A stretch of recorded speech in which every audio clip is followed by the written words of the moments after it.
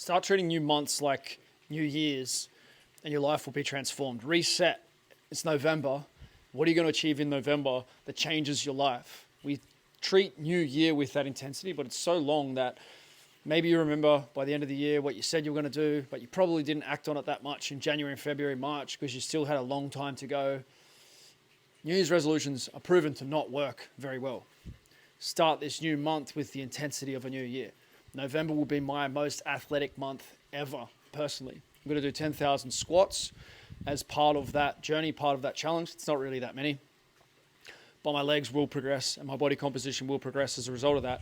In between those squats is when the magic will happen, and the magic is about becoming the ultimate uncommon athlete. Where can I get myself to physically? Because if I want to tell this story of, hey, there is a better way to do things athletically, then I need to embody it and inspire others, at least to the point where it gets momentum. Greg Glassman is not a phenomenal athlete, but he was able to get something going to the point that built momentum, that CrossFit has changed the world. It's changed the way the world trains. It's brought many different approaches to nutrition and many coaches and a lot of wisdom to the world.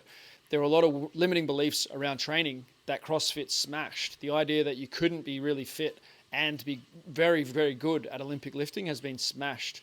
There are champions in Olympic lifting, national level champions who come from CrossFit. And it's proven that there's a different way to develop skills and you can have great endurance. Just one example of myths that CrossFit has smashed. There are people who've done CrossFit to a very high level on ketogenic and carnivore diets as well, which smashes all kinds of paradigms about the need for glucose and glycogen. And not many of the top athletes are doing that, granted, but all kinds of paradigms have been smashed. And that is a positive thing that has come through CrossFit. But we still haven't got this ultimate movement solution. If you watch my last video, you'll hear me talking about that.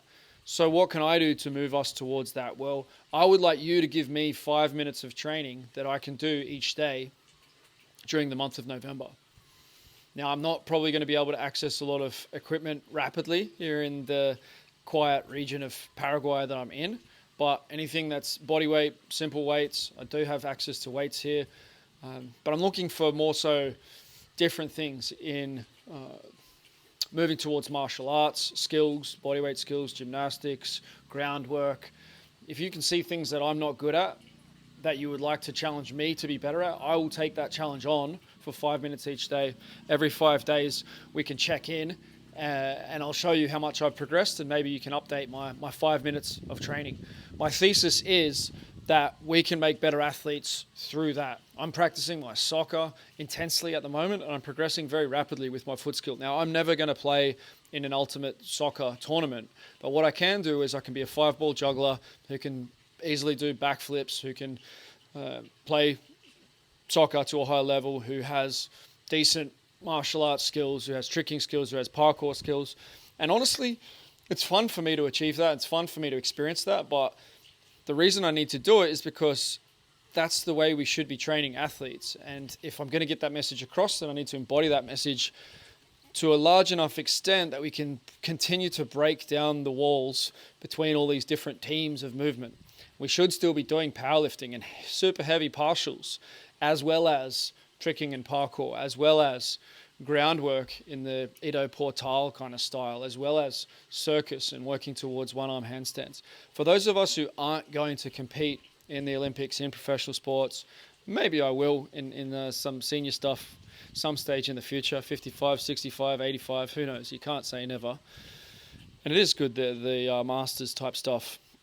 But that's not really what it's about for me. For me, it's about setting new standards for mankind, an upgraded movement experience, an upgraded athletic experience of life may well transfer to expanded visions in other areas. The more we can break down limiting beliefs, borders and barriers about who we are physically, in my experience, it always has a correlation to higher self-belief and being willing to take on other things in life, like, for example, building a business, which is a much better self-development tool beyond athletic development. Athletic development is a good segue into developing yourself. It's a good entry point into developing yourself. Stop disrespecting yourself, stop poisoning yourself.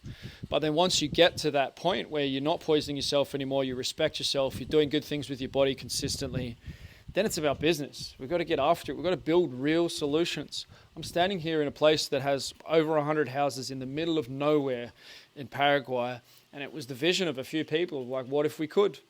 What if the world goes to a place that we don't want it to be, and we choose to be somewhere else? And for the people who are already here, it's already gone there. Some people are thinking, oh, if it gets much worse, I'm out of here. If it gets much worse, I'm out of here.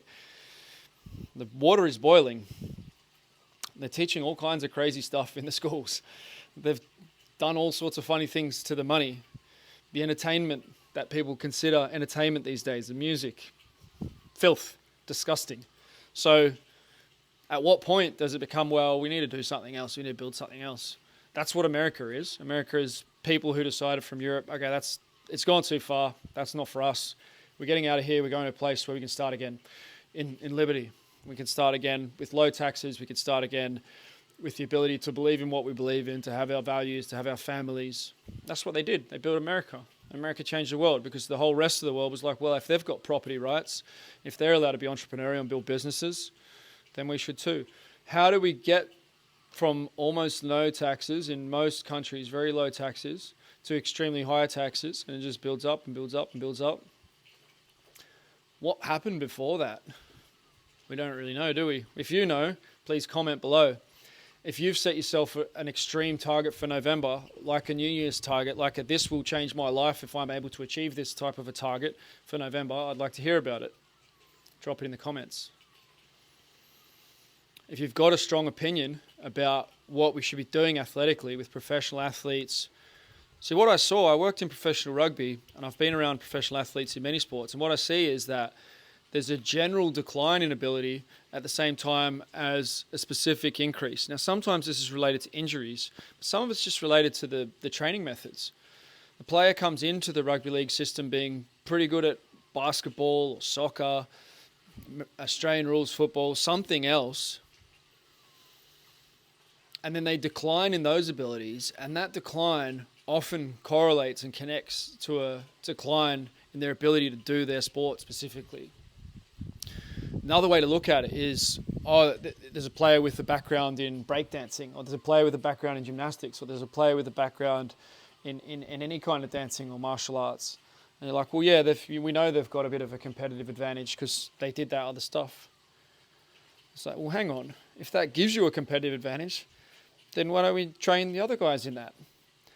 And the question is, how much of the training volume can you apply to general abilities versus how much you apply to specific abilities? You can't put too much time into breakdancing with a 110 kilogram front rower in rugby league. Granted, but are there little bits of this that you could build into the weight training regime? What if we scrapped the idea of weight training, strength training? We just made it athletic training. What if we turned it into athletic training? So Hayden NOS has been working with the New South Wales State of Origin team. He was my original mentor in the strength and conditioning world. I was going through university thinking, I don't know what I'm going to do with this exercise science degree. I did it because I didn't know what to do with myself.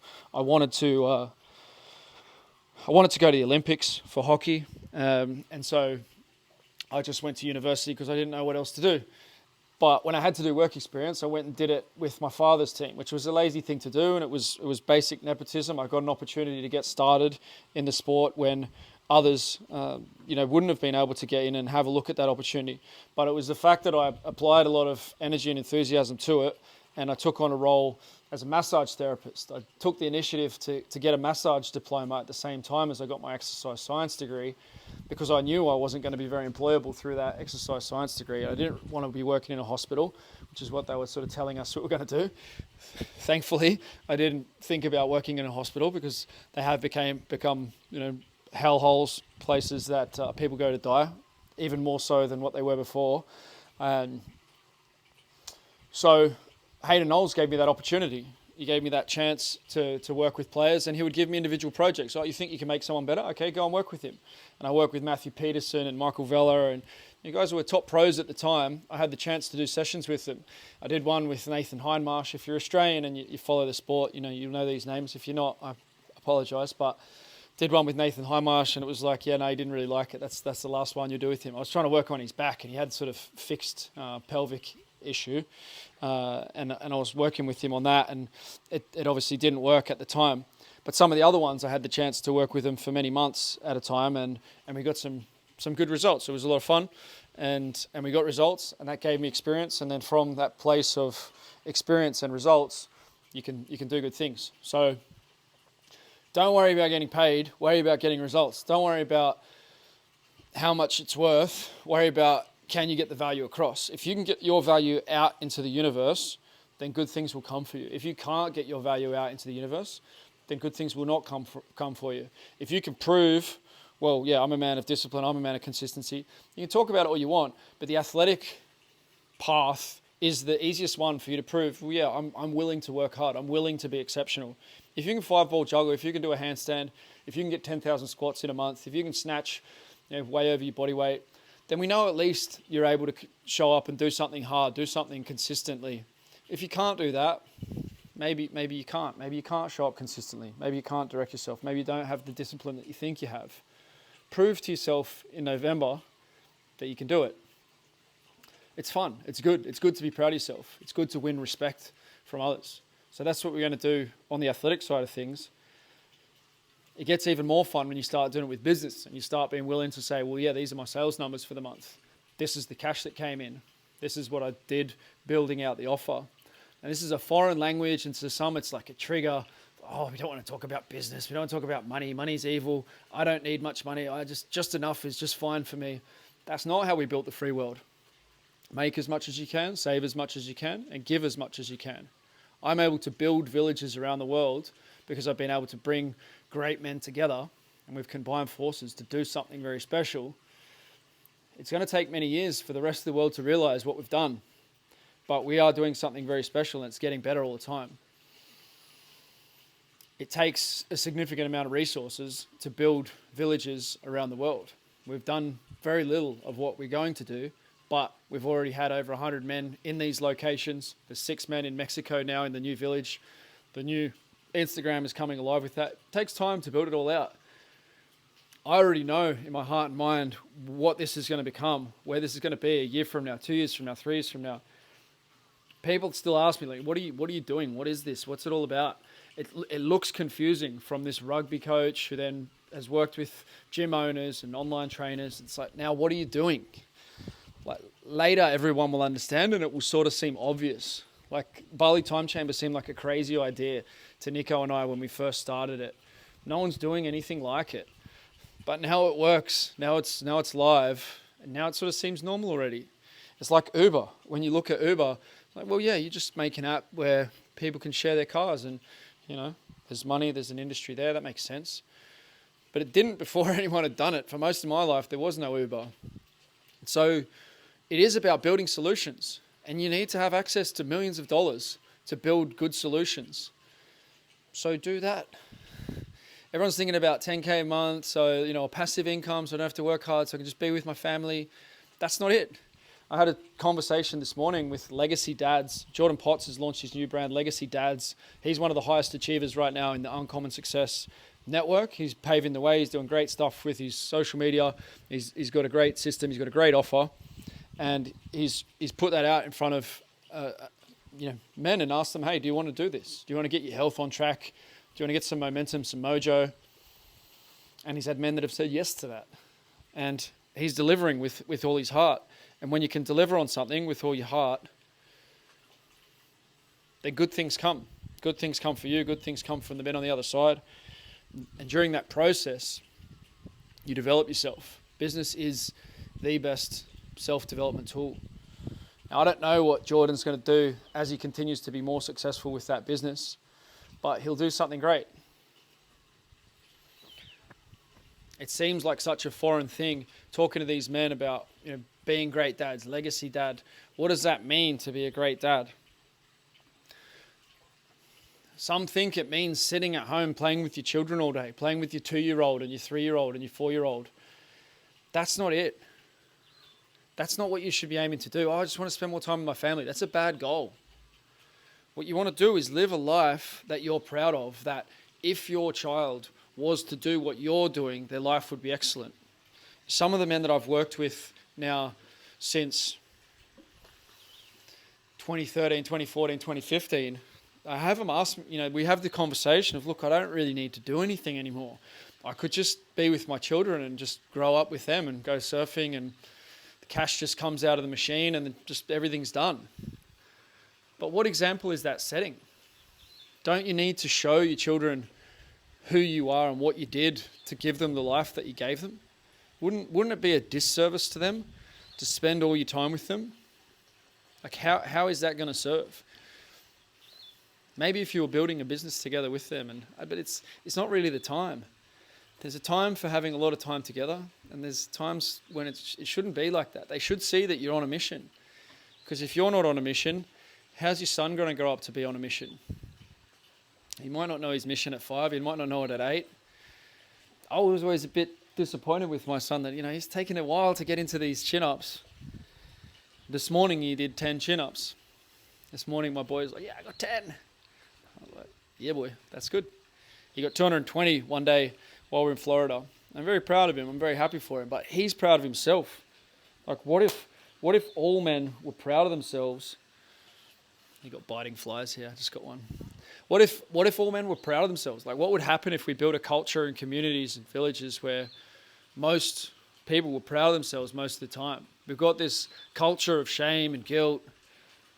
It's not about shame and guilt. Oh, I'm not making enough money. Oh, I'm not spending enough time with the children. Be on a mission. Replace that shame and guilt with courage, getting after something important. And there's a new energy that goes with that. And one way or another, you're going to find that energy. People find that energy watching the footy or playing a computer game. That's a way to shift their consciousness into a state that they can handle being in. Because if they're not distracted by something else manipulating their state, watching Netflix, watching YouTube, then the voice comes up of, hey, you're not living well. So you think, oh, I'm depressed, I'm anxious, I'm not good. Oh, but what's really going on? What's really going on is when you sit with yourself, God is telling you, the divine is telling you, something deep inside of you knows you're not living well. So yeah, you can mask that with drugs and distraction, or you can just choose to live well. You know what living well means. It's not the same for everybody.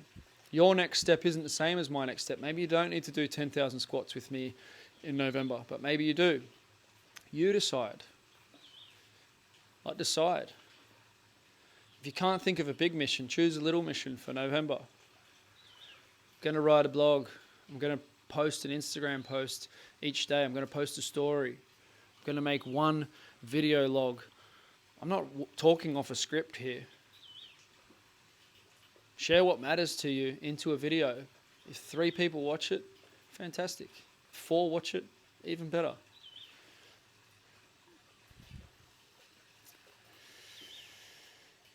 It's difficult to live as a man if you don't have 10 other men that care that you're alive. If you're on a sports team, when you're in college, when you play professional sports, you have a number of people who care whether you're improving yourself, how you're training, how you're playing. Even if you're doing BJJ or an individual sport, there's a connection there of like, well, these guys all know if I'm alive or not.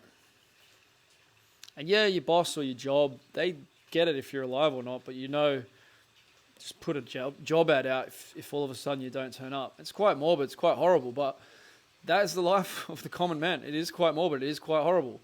Like, I'm not telling you anything you don't know.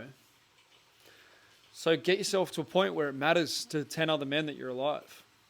Get yourself to a point where it matters to 50 other men that you're alive. If you can get to the point where 100 men care that you exist, by that time your life will actually be good.